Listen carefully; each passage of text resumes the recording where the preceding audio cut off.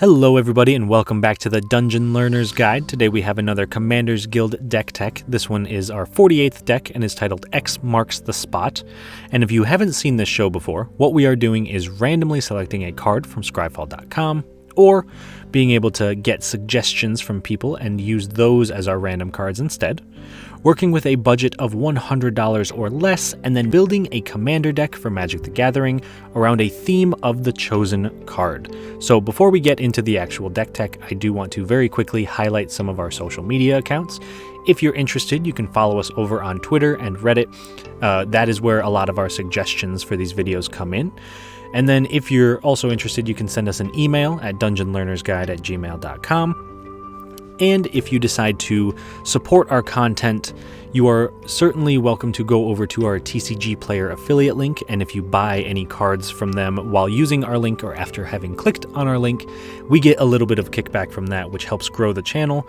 And if you want to support us more directly, we do have a Patreon as well. You can go over to patreon.com/dungeonlearnersguide. The link to that, as well as our TCG Player link, are both in the description of this video. And that helps us get a little bit of support from you directly. And right now, that money is going toward trying to record games in person rather than just over Spell Table, as things are starting to open back up. So if you're interested in helping us kind of transition to that, I would love some of that support. But if none of these are more your style, you are always able to just like the video and subscribe to the channel as well. That is also phenomenally helpful and really does help us grow as a channel. So thank you to everyone who is helping to support our content and everyone who is enjoying just watching our content. So thank you very much. But with all that out of the way, I think it's time we jump into the actual deck tech. So our random card of the week was another suggested card, this time by Neil Arnold on YouTube, who has suggested quite a few cards so far for our channel, so thank you very much for that. And this random card is going to be Rosheen Meanderer. So Rosheen is 3 and a hybrid Gruul, so a red or a green, for a legendary creature Giant Shaman. She's a 4/4. And can tap to add 4 colorless mana to our mana pool, but we can spend this mana only on costs that contain X. So, as always, since Rosheen is a legendary creature, that means that she is also going to be our commander for this game. And I probably don't have to tell you too much what this deck is about, particularly considering the title of this video is X Marks the Spot, but let's take a look at some themes for this deck and kind of see if we can piece that together. So the first theme, I'm sure, is not super surprising considering what our commander does, but we want to ramp. We want to put as many lands into play as possible. We need to have a ton of mana for what we're trying to do. And since our commander herself taps for 4 mana, that's a pretty good piece of ramp right there, but it is nice to have more permanent ramp because our commander can get removed and it's much harder to remove lands. So to show an example of that, we have Circuitous Route, which is 3 and a green, for a sorcery. It says search your library for up to 2 basic land and or gate cards, put them onto the battlefield tapped, then shuffle your library. So we can only have 1 gate in the deck, a Gruul Guild Gate, which we do play in the deck, but most of the time this is just getting us 2 basic lands or a land and a gate and putting them into play. But just 4 mana, put 2 lands into play, pretty good, and honestly is a great example of ramp that kind of gets us to our late game. After that, we do have what we're all expecting, I'm sure, the X spells in this deck. So we have a ton of spells that want to either have X in the casting cost or something with X in the ability, maybe of a creature or something like that. So the example we have for that is a classic. It's Fireball, X and a red for a sorcery that deals X damage divided evenly, rounded down among any number of target creatures and or players, and Fireball costs 1 more to cast for each target beyond the first. So even if we just have, we'll say it's turn 5, we played Rosheen on turn 4, we untap, play a land, that gives us 5 lands, plus the 4 from Rosheen, meaning we can dump 8 mana into the X of this on turn 5. And that's really what we want to be doing with this deck. We want to ramp out some big creatures that cost X and maybe a green, X and a red, And we also want to play massive spells like Fireball to make use of all the mana we're getting from Circuitous Route and all of our other ramp spells, and being able to use Rosheen to the best of her abilities. And then, with that in mind, going into our final theme of the deck, we have Hydras. There are a ton of Hydras in Magic, and a lot of them have X in their casting cost. Now, I didn't pick a Hydra with X in its casting cost for this example, because I think Gargos Vicious Watcher actually does a pretty good job explaining what Hydras do on its own. So, Gargos is 3 green, green, green for a legendary creature, Hydra. It's an 8/7 with Vigilance. Hydra spells you cast cost 4 less to cast, which is awesome when we're talking about the fact that we want to ramp anyway. And whenever a creature you control becomes the target of a spell, Gargos Vicious Watcher fights up to 1 target creature you don't control. So that doesn't have to be our spells. We can target our own creatures with pump spells, maybe hit them with a tiny fireball, something like that. But this also triggers on our opponents when they try to cast removal spells on our creatures. We can try to fight other things. So if someone removes Gargos, we get to remove something else in return. But those are our main themes for the deck. We want to ramp into massive X-costing spells, and since a ton of Hydras are X-costing spells, we have a ton of Hydra synergies as well. So, with our themes out of the way, let's take a quick look over at some key cards, the things that we would really love to get into play if we could. The first of those is Unbound Flourishing, which is 2 and a green for an enchantment. Whenever you cast a permanent spell with a mana cost that contains X, double the value of X. And whenever you cast an instant or sorcery spell or activate an ability, if that spell's mana cost or that ability's activation cost contains X, copy that spell or ability. You may choose new targets for the copy. So if we have Unbound Flourishing on the board and we cast Fireball for X equals 8, we get 2 different copies of Fireball, and we can actually choose different targets for that copy. So we can do 8 damage to 2 separate things without having to pay the extra mana for Fireball. This also means that if we cast a Hydra for X equals 8, we don't get to copy the Hydra, but we get to copy how much mana we put into it. So our Hydra that would come in with 8 +1/+1 counters now comes in with 16 +1/+1 counters. So Unbound Flourishing is absolutely perfect for what we want to do with this deck. It does really everything. It plays well with all the cards in here. So this is a phenomenal card, and I imagine once it hits the board, our opponents will probably try to remove it as best as they can, but absolutely phenomenal card for what we're doing. Now, our second key card, a little bit different, but also kind of on the same page, is Crackle with Power, which is XXX red red for a sorcery that deals 5 times X damage to each of up to X targets. So this is a very confusing card, but it does play well with Unbound Flourishing, which is very nice. So if we spend 5 mana on this card, so we spend 1 into the X and 2 red, that means we would do 5 times 1 damage up to 1 target. So we get to do 5 damage to 1 thing for 5 mana. Not a great rate, but when we're able to generate as much mana as we can with this deck, if we're able to get to the point where, say, X is equal to 5, so that is a lot of mana, that's 17 total mana, but that means we are doing 15 damage. Oh, I'm sorry, my math is off on that. That's 3 times 5. 5 times 5 is 25 damage of up to 5 targets. At that point, we are within range of killing our opponents. We can kill the biggest things on the board. That becomes an incredibly difficult thing for our opponents to deal with.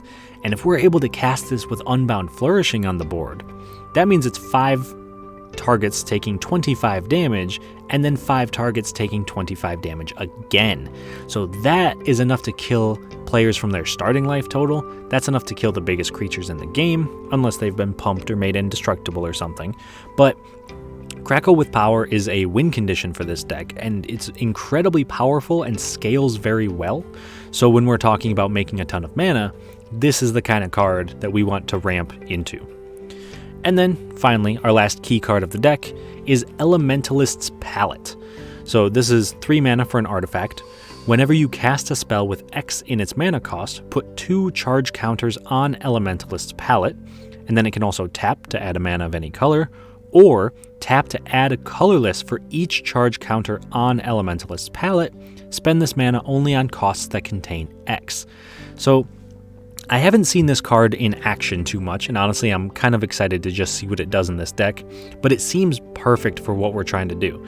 Basically, the more X spells we cast, the more charge counters get put on the palette, meaning the bigger X spells we can cast. And it feels like it's just going to be a bit of a snowball effect, and even if we can't find any spells that have X in it, we can't get any charge counters on it, it can still just tap for a mana of any color. It's still just a 3-mana mana rock, which is perfectly fine for what we're trying to do.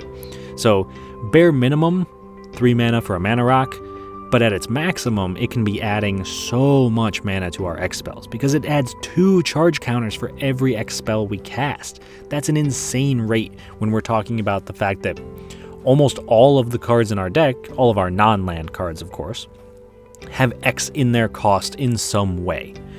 So those are our key cards of this deck. So the next piece of this deck tech is to take a look at some cool interactions that are going on in here. We want to take a look at the cards that synergize really well together and kind of just want to be in play or played around the same time as each other. So the first of these is going to be Contortionist Troop and Armorcraft Judge. So because we have so many Hydras and we have so many X costing spells, we do have a minor +1/+1 counter sub-theme.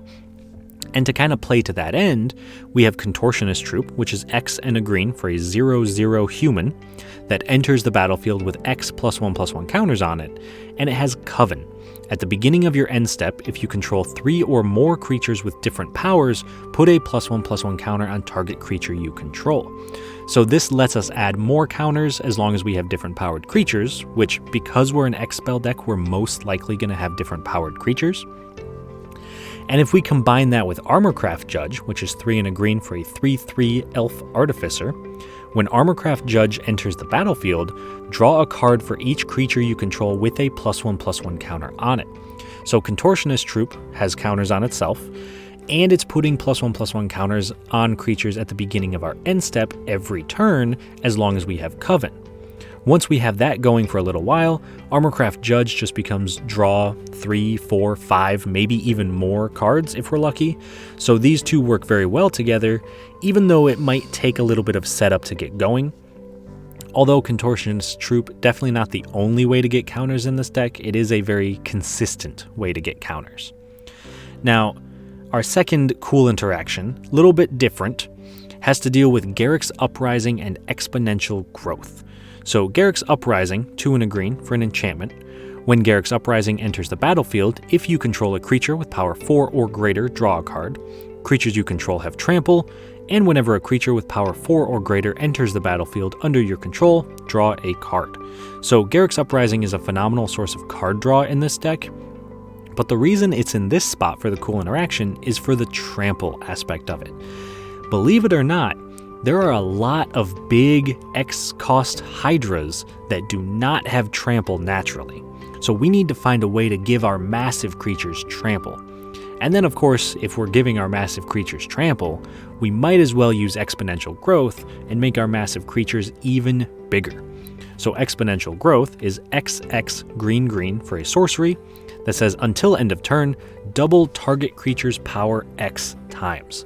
So again, kind of similar to Crackle with Power with the fact that it has multiple X in its mana cost. But the way that this works is if we have a 1/1 creature and we have Exponential Growth equal to 2, so it's 4 mana for the X's and then 2 green, so 6 mana total, we are able to take our 1/1 and double its power twice, meaning we double it from a 1/1 into a 2/2, and then from a 2/2 into a 4/4. That's pretty good just for a 1/1, but if we do that on a Hydra that's, say, a 10/10, and we go from 10 to 20 to 40, that's a one-shot creature at anyone's starting life total. So we really need to make sure it doesn't get just chump blocked by a little 1/1 token. We need to make sure it's got trample, and that's why Garruk's Uprising plays so well with exponential growth, because there's not a ton of ways to give mass trample in mono green. So Garruk's Uprising, all-star in this deck, exponential growth, definitely a win condition. But those are our cool interactions. The last major piece of this deck tech is, of course, the price. Since this is a budget deck tech, we want to take a look at the price. Now, we did come in under our $100 budget limit at $91.22, and the main reason for that price tag is actually Steelbane Hydra, which is X green for a turtle Hydra. It's a 0/0. It enters the battlefield with X +1/+1 counters on it, and you can pay 2 and a green and remove a +1/+1 counter from it and destroy target artifact or enchantment. Now, you might be wondering why this is so expensive. I think the main reason is, one, it's an X cost card, which is very popular. It's a turtle Hydra, which is just kind of cool. It's removal, which is awesome. And it was also only printed in the Eldraine Brawl decks. So it was never printed in a standard set or a supplemental set. It was in a Brawl deck, which at the time didn't seem like this wasn't the standout card at the time. So over time, it's kind of appreciated, gotten a little bit more expensive. And you may notice on this channel, I try to play things that are removal, but also big, especially if I'm in green, and Steelbane Hydra kind of ticks all those boxes. However, if you are looking to trim down on the price a little bit, there are some Hydras I did not include, some X spells that I did not include that you could easily replace this with and drop the price down closer to about $80, but it is a good card if you're able to get it in, or if you just never found a deck for it when you bought the Brawl decks. Now, maybe, on the other hand though, you're looking to actually increase the price of this deck. And if you're looking to increase the price of this deck, I do have some suggestions for some out-of-budget upgrades.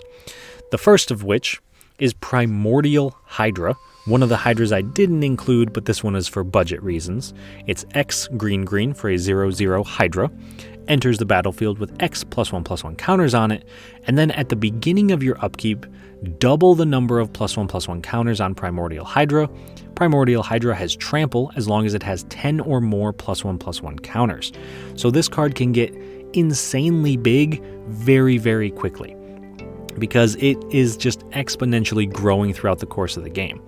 You play it even as just a 1/1, so you pay 3 mana, it goes from 1 to 2, 4, 8, 16, and at some point it gets out of range for most of our opponents to deal with, and then it gets trample once it's big enough, which is crazy for this deck. So if we can start it out at a massive maybe 10, we're able to start knocking opponents out with this even 2 turns after it comes down.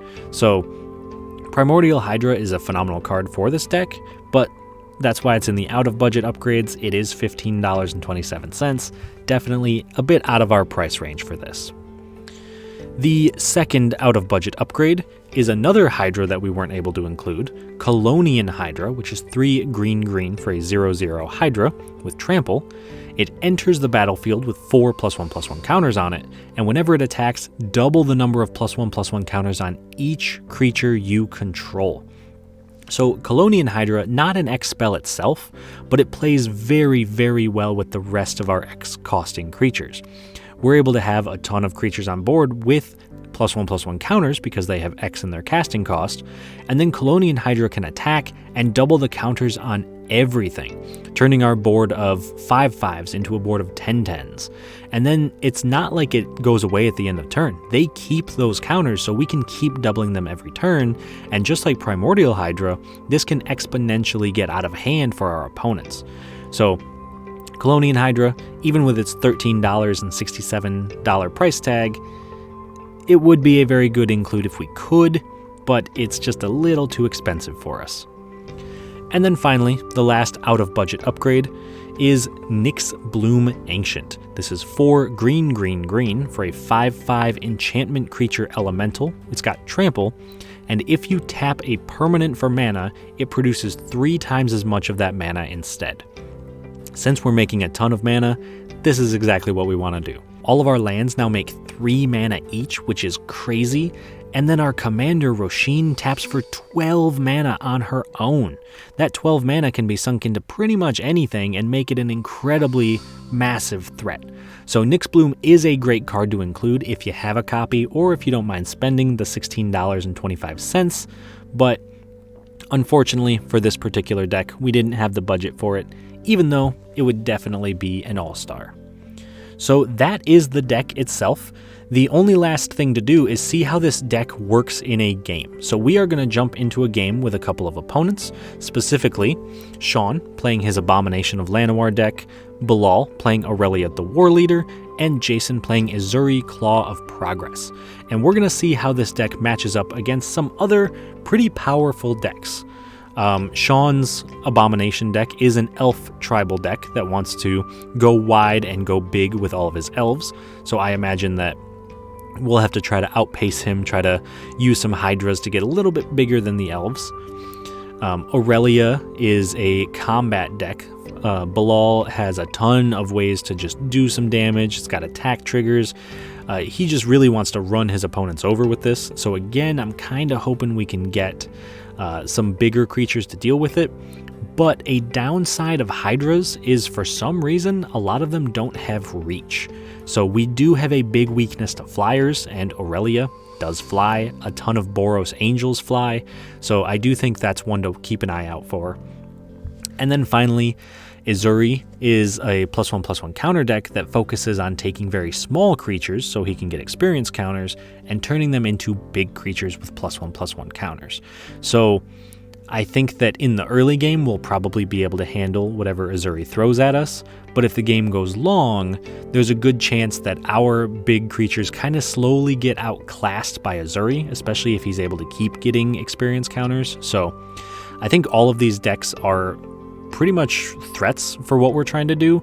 I do think this game is going to be a pretty heavy beatdown game. I don't expect anyone to stay back and not pull any punches when given the chance, so I'm interested to see how it goes, but I hope you guys enjoy the game. Please let me know what you think in the comments below, and I'll talk to y'all once it's done. At the start of the game, Shawn goes first, followed by myself, Bilal, and Jason. On Shawn's first turn, he plays a Path of Ancestry. I play a Desert of the Fervent. Bilal plays a Mountain. Jason plays a Forest and casts Llanowar Elves. Shawn plays a Mutavault, which can be activated to turn into a creature with all creature types, and then cast Metallic Mimic, naming Elf, ensuring that all his elves enter with an additional +1/+1 counter. I play a Forest, and then cast Goblin Anarchomancer, making all my green and red spells cost 1 less. Bilal plays a Plains, and then cast Mind Stone. Jason plays a Command Tower, and then moves to combat, attacking Bilal for 1. Shawn plays a Forest, casts a Soul Ring, and then casts District Guide, searching his library for a swamp, putting it to hand, and putting a counter on the District Guide thanks to Metallic Mimic. He then moves to combat and attacks Jason for 2. On my turn, I cast Pelukrinos World Eater after playing a Forest, and then attack Bilal for 2.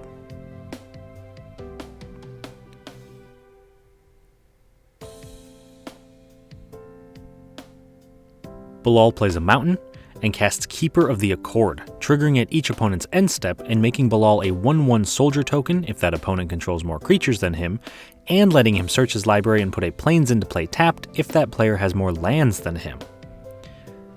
Then on Jason's turn, he plays an Island, and casts his commander Ezuri Claw of Progress. At the end of his turn, Bilal creates a 1/1 soldier token since Jason has more creatures than he does. Shawn plays a Swamp, and then casts Ruthless Winnower, making each opponent sacrifice a non-elf creature in their upkeep. Then at the end of turn, Bilal creates another soldier, and also searches his library, putting a Plains into play thanks to the Keeper of the Accord. In my upkeep, I decide to sacrifice Pelukrinos to the Ruthless Winnower. Then I play a Forest, and cast Ochre Jelly, which comes into play with 4 +1/+1 counters, and whenever it dies, it returns to play at the next end step with half the number of counters on it. In Bilal's upkeep, he sacrifices a soldier token to the Ruthless Winnower, and then he floats a red mana to play a Boros Garrison, returning the tapped mountain to his hand, and he uses the floating mana to cast a Faithless Looting, drawing 2 cards and then discarding 2 cards.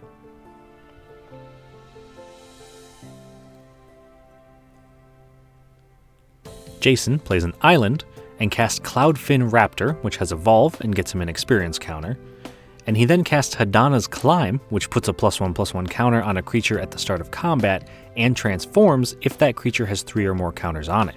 He then moves to combat, triggering Azuri and Hadana's Climb, putting 2 +1/+1 counters on Llanowar Elves. Then, at the end of his turn, Bilal makes yet another soldier token.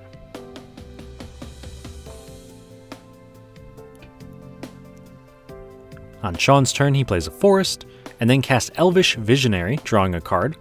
He follows that up by casting Cultivator of Blades, fabricating on itself so it comes in with 3 total +1/+1 counters, and when it attacks, it gives other attacking creatures +X/+X, where X is its power, which is currently 4. At the end of his turn, Bilal creates another soldier token and searches his library again, putting another Plains into play tapped. In my upkeep, I sacrifice Ochre Jelly to the Winnower, and then I play my land for the turn, Temple of the False God. This lets me cast my commander, Rosheen Meanderer, followed up by Garruk's Uprising, letting me draw a card when I play a creature with power 4 or greater, drawing a card immediately thanks to Rosheen, and giving my team trample. Then in my end step, my Ochre Jelly returns with 2 +1/+1 counters. In Bilal's upkeep, he sacrifices a soldier to the Winnower, and then casts Arcane Signet, before casting Iroas God of Victory, giving his attacking creatures menace and preventing all combat damage that would be dealt to them. In Jason's upkeep, he sacrifices the Cloudfin Raptor to the Winnower, and then he plays an island and moves straight to combat, triggering Azuri and Hadana's Climb to put 2 more counters on Llanowar Elves, transforming Hadana's Climb into Winged Temple of Orazca. He doesn't attack though, and he moves to his second main phase and casts Bane of Progress, destroying all artifacts and enchantments, getting a +1/+1 counter for each one destroyed, winding up with 5 total counters, and giving Jason another experience counter. On Shawn's turn, he cast Elvish Champion, giving all elves, not just his, +1/+1 and Forest Walk, and he activates Mutavault, turning it into a 2/2 creature, so he can move to combat and attack Jason with everything except the champion. On attacks, Cultivator of Blades triggers, giving everything +5/+5, and Jason then takes 37 damage, going to 1 life since he can't block the Forest Walk creatures. At the end of turn, Bilal creates another soldier token, and then in my upkeep, I sacrifice Ochre Jelly to the Winnower yet again, and then cast Voracious Hydra for X = 9, so it comes in with 9 +1/+1 counters, and then fights Shawn's Elvish Champion, killing it and removing Forest Walk. Then I play a Myriad Landscape before moving to combat and attacking Shawn for 2. At the end of my turn, Keeper of the Accord triggers, letting Bilal search his library for a Plains and put it into play, while I return Ochre Jelly to play with 1 counter on it. In Bilal's upkeep, he sacrifices a soldier to the Winnower, and then casts his commander Aurelia the Warleader. He goes to combat, attacking Shawn with everything. This triggers Aurelia, untapping all of his creatures and giving him an additional combat step after this one. Shawn then takes 15, and Bilal moves to his second combat step, once again attacking Shawn for another 15, putting him down to only 8 life. In Jason's upkeep, he sacrifices Bane of Progress to the Winnower, and then plays a Breeding Pool tapped, and when he goes to combat, he puts 2 counters on Llanowar Elves, and then passes his turn. On Shawn's turn, he plays an Isolated Watchtower, and then casts Curtain's Call to destroy my Ochre Jelly and Voracious Hydra. He then turns Mutavault into a creature, and attacks me with everything, triggering Cultivator of Blades on attacks, giving his team +4/+4, doing a total of 32 damage and putting me to 8 life.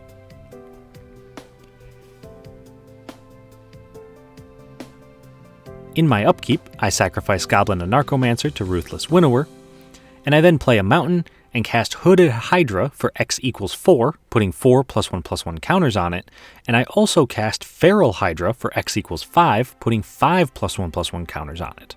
Then at the end of my turn, Bilal casts Enlightened Tutor, searching his library for a Sword of Hearth and Home, putting it on top of his deck. This allows him to cast and equip it to Iroas on his turn, allowing him to attack, get an extra combat step from Aurelia, exile her, return her to play with the sword, technically making a new version of Aurelia, which can give him another combat step, letting him take infinite combat steps, killing the rest of the table, and winning Bilal the game.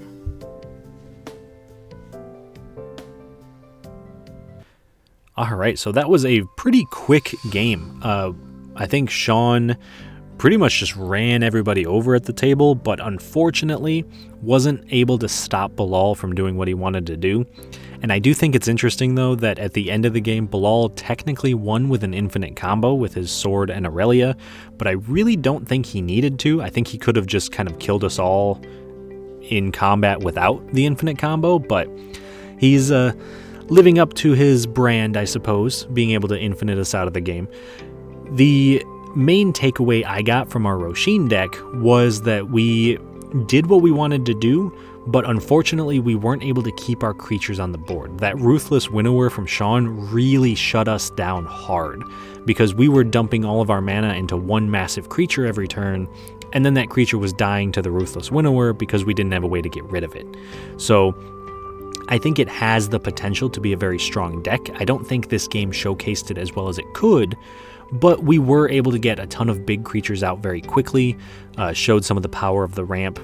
And one thing that I asked earlier on Twitter that I would like to pose to the YouTube comments as well, when we played the Goblin Anarchomancer, because it reduced all of our costs of our green and red spells by 1, it didn't technically put lands into play, which tends to be a form of ramp. It didn't give us extra mana, but in my opinion, I think that classifies as ramp, although I've heard some people say otherwise. So let me know what you guys think. Does cost reduction count as ramp, or is cost reduction separate from ramp in its own category? I think it does, but I've been wrong before. So I appreciate everybody for watching this far into the video. Thank you so much for all the support, all the likes, subscribes, everything like that. And if you have suggestions for future videos, please do post them in the comments or send them to me on any of our social media accounts, and I will definitely take those into consideration. I love building decks that people have requested. So I hope you enjoyed it, and as always, I will see you all on the other side of the Dungeon Learner's Guide.